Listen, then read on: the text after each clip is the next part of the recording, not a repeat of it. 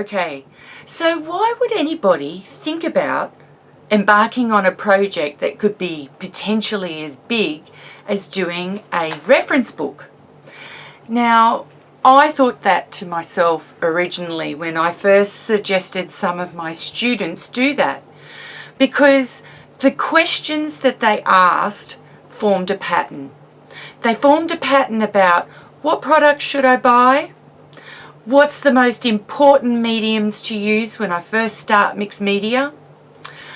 How do I know how these products work so that I don't waste my money on buying something that I'll never use, which incidentally I used to do all the time when I was scrapbooking.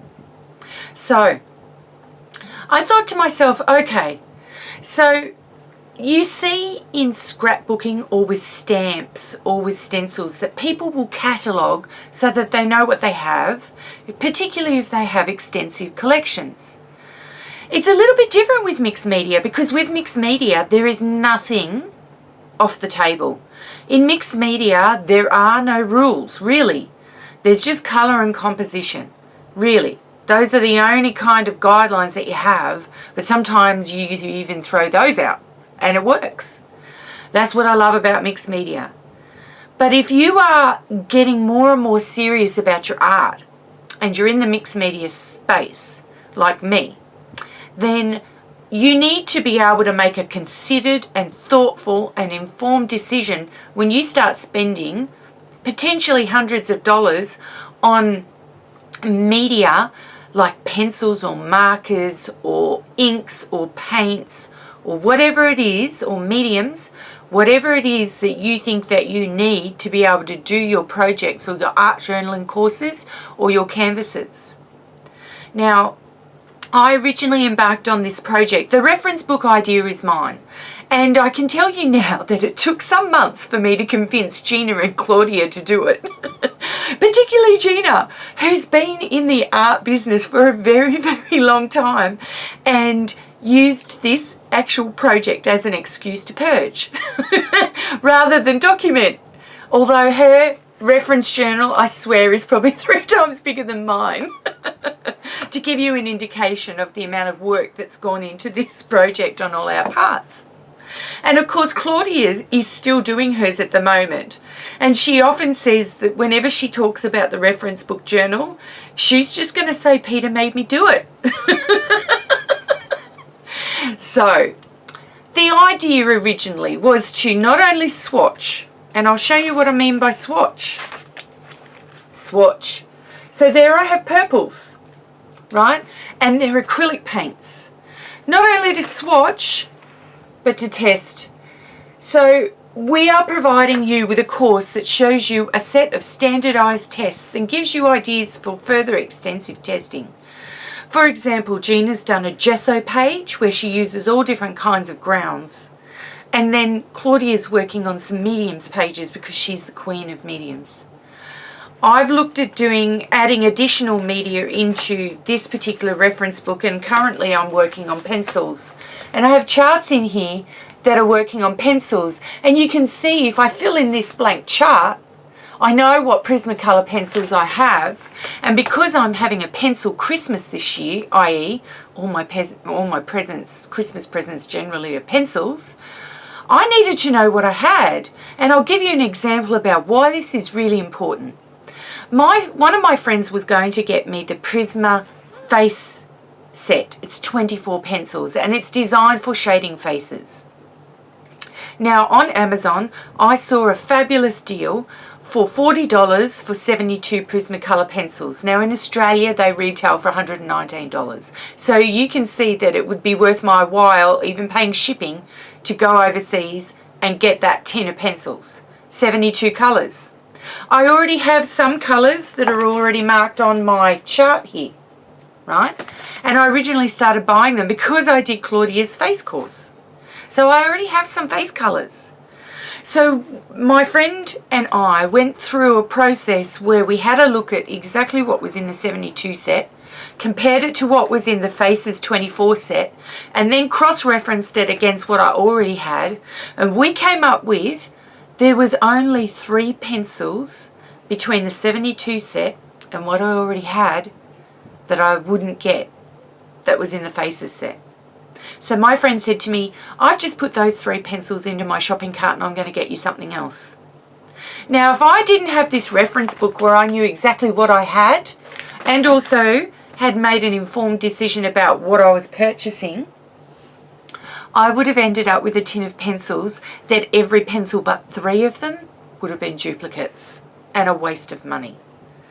Now, that is the sort of scenario about why you do a reference book, why you do it for paints, for markers, why you do it for your mediums, and why you do it for anything that you use on a regular basis. And I mean, I'm even looking at doing one for black pens because I think I have about 20 different black pens. I use them for all different reasons. And to conduct some tests on whether they will run when I add wet media to them or they won't, or whether they fade, or whether they bleed through gesso, or whether, you know, things like that. So a reference book is very, very important for being able to catalogue what you already have, so that if you're going to do a painting or an art journal page and you want to use a particular set of colours but you don't know, you know, exactly what yours will do, you can have a look at your blues page and then decide, oh, I've got a lot that'll work, or I might pick that one because that seems to work well with what I'm going to do. And I've used it many, many times. I did mine in this particular book so that I could pop it in my bag and take it to the art store with me, so that when I was having a look at single Neo colours or single Prismacolor pencils or Inktense pencils or paints, I could have a look in my book and see what I've already got, so that I didn't buy duplicates while I was out.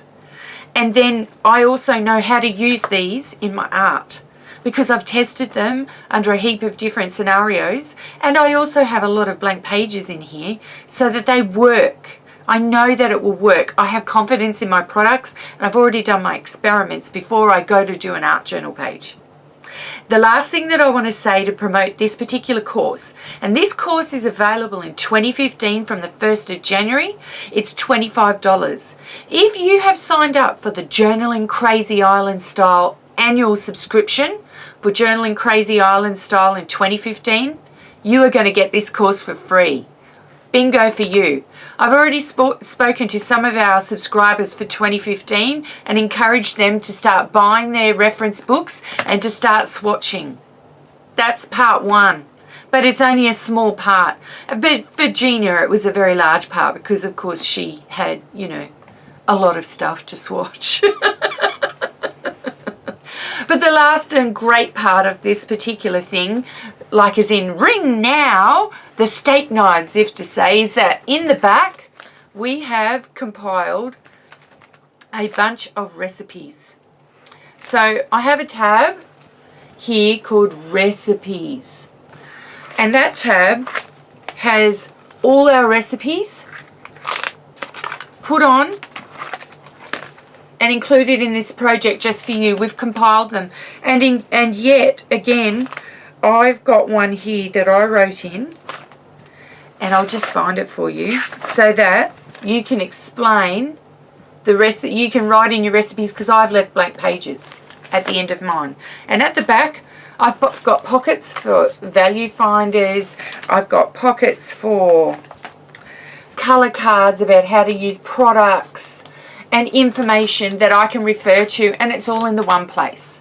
So it's a great way to be able to take your mixed media art collection and walk around with it with you, knowing exactly what you've got, what it does, and it allows you to make great purchasing decisions. And I don't know about you, but I don't want to waste $1 extra on buying a duplicate that I don't need. So this course is available from January 1. It's $25 on crazyislanduniversity.com. So go to crazyislanduniversity.com from January 1. You're going to see that course there. From January 1, Journaling Crazy Island Style 2015 annual subscribers are going to get a coupon to get this course for free. It's well worth every cent. Like I said, before. You don't want to waste any money. And when some of my mediums and paints are, you know, more than $20 to $25 just for a single item, this thing's going to pay for itself in no time at all. And like I said, that tin of pencils was $44. We no longer need to buy that tin of pencils because with my other purchases, I made a $40 purchase and I now have almost that entire tin. So it saves me more money. And I already have the pencils and they'll be catalogued, so I know exactly what I have. So don't make the mistake of thinking you don't need this, even if you don't have any media. You do need this. You need to be able to make a great choice when you're making your next purchase. And it allows you not to have to necessarily talk to anybody else or get advice from the teachers when you do this, because we put enough information out there with our recommendations that you, with your reference book, can just write those recommendations down, put them on a wish list, and then think about them when you're going to make your next purchase when there's a big sale on. Okay, ciao for now, and look for that course in January 2015.